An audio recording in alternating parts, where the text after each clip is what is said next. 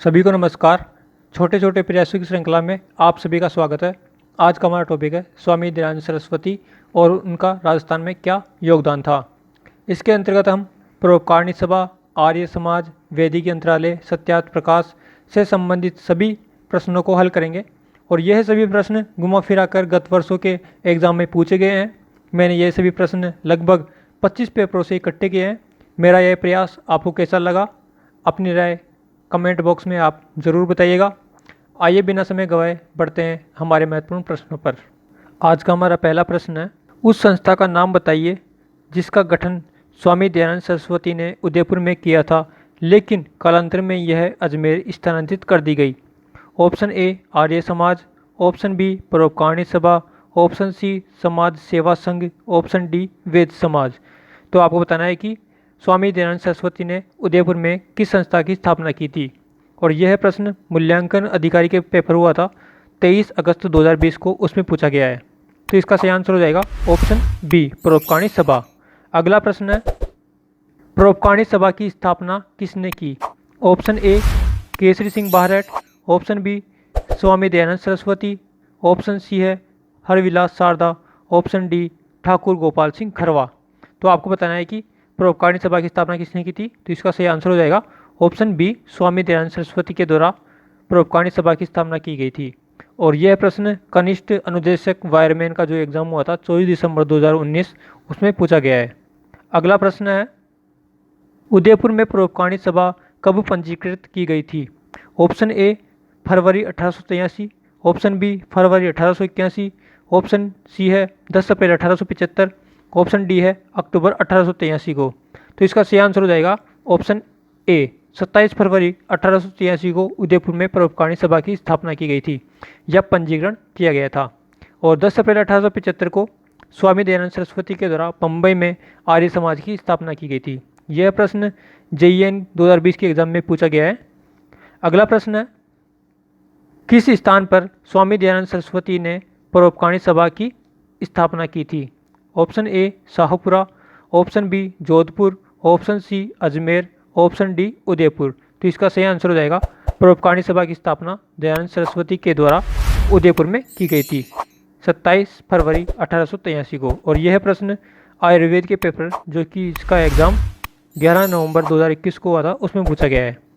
अगला प्रश्न है, उदयपुर में परोपकारिणी सभा किसने स्थापित की थी। Option A Jyotiba Phule, option B Swami Dayanand Saraswati, option C Swami Vivekananda, option D Ishwar Chandra Vidyasagar. यह प्रश्न राजस्थान पुलिस का पेपर हुआ था 8 नवंबर 2020, उसमें पूछा गया है। और तो इसका सही आंसर हो जाएगा ऑप्शन बी स्वामी दयानंद सरस्वती के द्वारा उदयपुर में परोपकारिणी सभा की स्थापना की गई थी। अगला प्रश्न है, स्वामी दयानंद सरस्वती द्वारा उदयपुर में परोपकारिणी सभा की स्थापना कब की गई थी।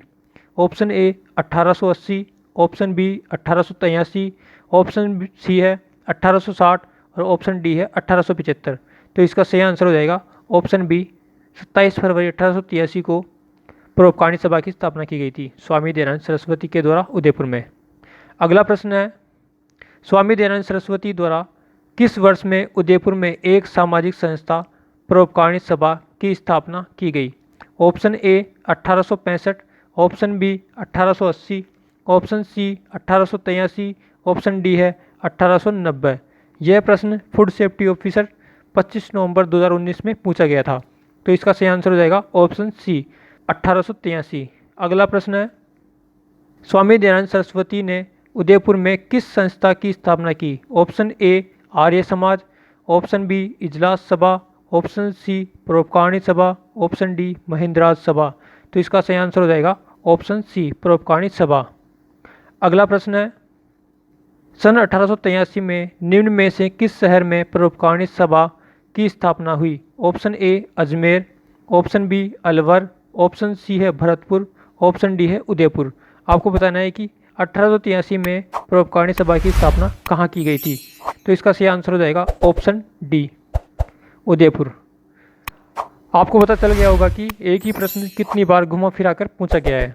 तो बढ़ते हैं अगले प्रश्न पर। अगला प्रश्न है, राजस्थान में कहाँ वैदिक यंत्रालय छापाखाना स्थापित किया गया था। Option A Jodhpur, option B Udaipur, option C Ajmer, option D Jaipur. आपको बताना है कि वैदिक यंत्रालय छापाखाना राजस्थान में कहाँ स्थापित किया गया था। तो इसका सही आंसर हो जाएगा अजमेर। अजमेर में वैदिक यंत्रालय छापाखाना स्थापित किया गया था। और यह प्रश्न RAS प्री के एग्जाम में पूछा गया है 27/10/2021 के पेपर में। अगला प्रश्न है, अजमेर में महर्षि दयानंद सरस्वती के द्वारा स्थापित मुद्रणालय का नाम क्या था। ऑप्शन ए वैदिक प्रेस, ऑप्शन बी वैदिक यंत्रालय, ऑप्शन सी है वैदिक मुद्रणालय, ऑप्शन डी है आर्य मुद्रणालय। तो सही इसका सही आंसर हो जाएगा ऑप्शन बी वैदिक यंत्रालय। अगला प्रश्न है, राजस्थान में वैदिक यंत्रालय नामक प्रिंटिंग प्रेस कहाँ स्थापित किया गया था। Option A Udaipur, option B Jaipur, option C Ajmer, option D Bikaner. और यह प्रश्न 24 अप्रैल 2022 के पेपर में, जो कि APRO का पेपर था, उसमें पूछा गया है। तो इसका सही आंसर हो जाएगा वैदिक यंत्रालय नामक प्रिंटिंग प्रेस अजमेर में स्थापित की गई थी। अगला प्रश्न है, स्वामी दयानंद सरस्वती के सुप्रसिद्ध ग्रंथ सत्यार्थ प्रकाश का प्रकाशन कहाँ हुआ। Option A Ajmer, option B Jodhpur, option C Udaipur, option D है जयपुर।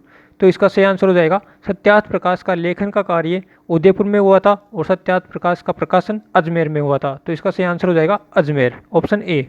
और यह प्रश्न स्कूल लेक्चर का पेपर हुआ था 17 जुलाई 2016 को, उसमें पूछा गया है। अगला प्रश्न है, स्वामी दयानंद सरस्वती ने सत्यार्थ प्रकाश को कहाँ लिखा था। तो option A Alwar, option B Jodhpur, option C Ajmer, option D है उदयपुर। तो इसका सही आंसर हो जाएगा सत्यार्थ प्रकाश का लेखन का कार्य उदयपुर में हुआ था और सत्यार्थ प्रकाश का प्रकाशन अजमेर से हुआ था। तो इसका सही आंसर हो जाएगा ऑप्शन डी उदयपुर से।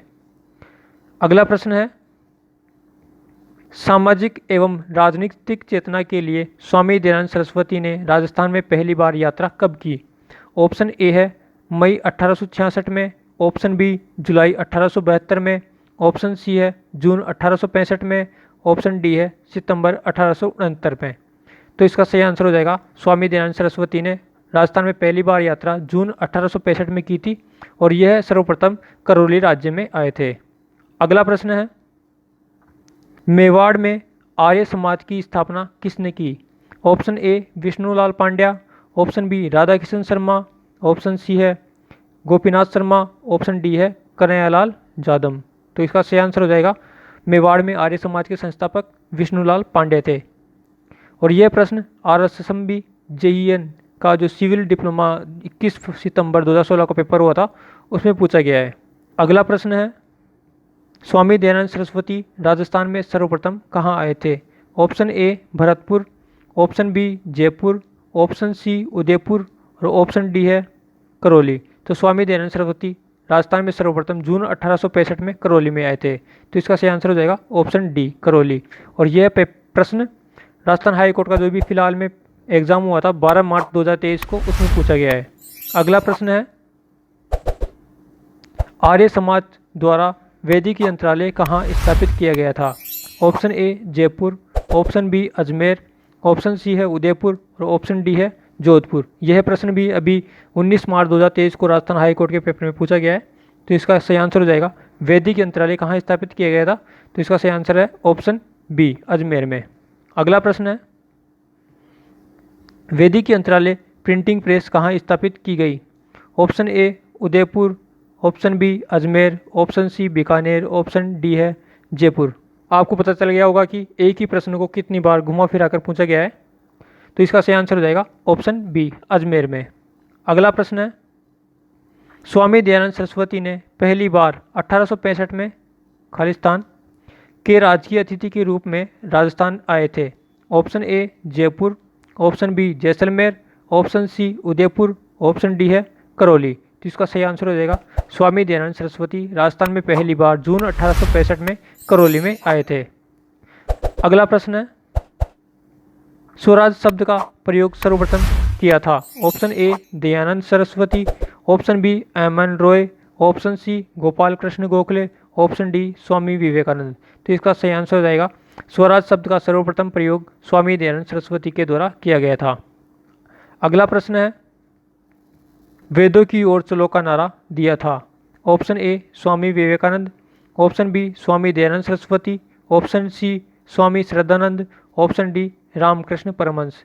तो इसका सही आंसर हो जाएगा वेदों की ओर चलो का नारा स्वामी दयानंद सरस्वती के द्वारा दिया गया था। ऑप्शन बी इसका सही आंसर हो जाएगा। दोस्तों, अब आप सभी को विश्वास हो गया होगा कि इस टॉपिक से प्रश्नों को कैसे घुमा फिरा कर पूछा गया है। इन सभी प्रश्नों का डिटेल सॉल्यूशन 360 डिग्री सीरीज के पार्ट 5 में मिल जाएगा। आप उस वीडियो को देख सकते हैं, इसकी लिंक डिस्क्रिप्शन बॉक्स में मिल जाएगी। आशा करता हूँ मेरा ये प्रयास आप सभी को पसंद आया होगा।